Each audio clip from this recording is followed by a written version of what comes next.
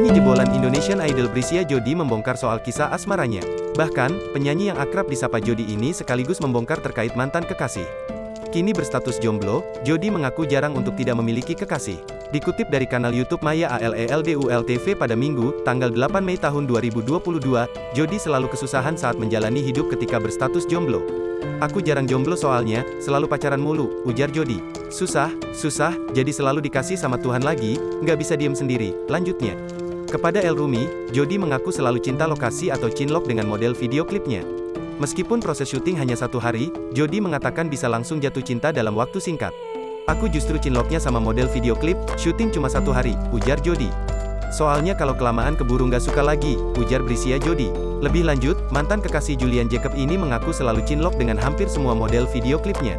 Namun, ia membuat pengecualian cinlok dengan model video klip terakhirnya. "Hampir semua MV cinlok, kecuali yang terakhir ini," ujar Jody. Jody sekaligus membongkar terkait jumlah